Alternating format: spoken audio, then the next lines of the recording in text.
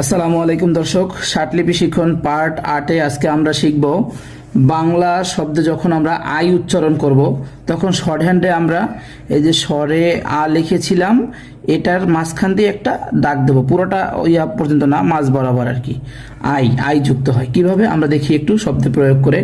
যেমন আমাদের এখানে আছে ভাই, তাহলে ভ কিভাবে লিখতে হয়। আমাদের এই বর্ণমালাগুলো আমরা পার্ট 1 এবং পার্ট 2-এ শিখেছি 24টি আচর।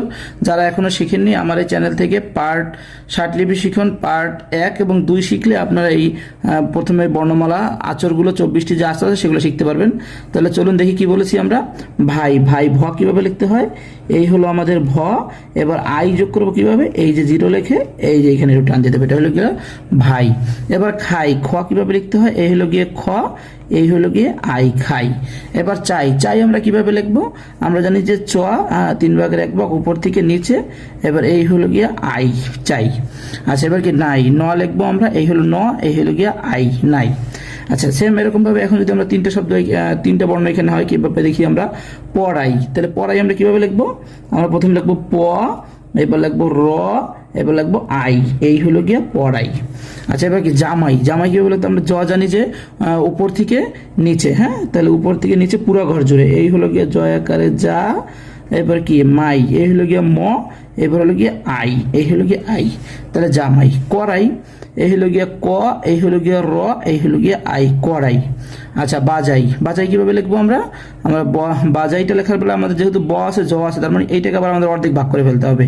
তাহলে প্রথমে আমরা ব যখন লিখবো তখন এই লিখলাম ব, এই লিখলাম আকার, এবার আবার জ, এই হলো গিয়ে আই বাজাই। আচ্ছা এখন আমরা দুইটা বাক্য প্রয়োগ করি, দেখি কিভাবে লেখা যায়। মাইক বাজাই ভাই, আচ্ছা তাহলে আমি বলছি যে মাইক বাজাই ভাই, কিভাবে মাইক বাজাই ভাই, দেখেন মাইক প্রথমে লিখলাম আমরা ম, এবার লিখলাম এই আই ইক, এ হলো গিয়ে ক মাইক।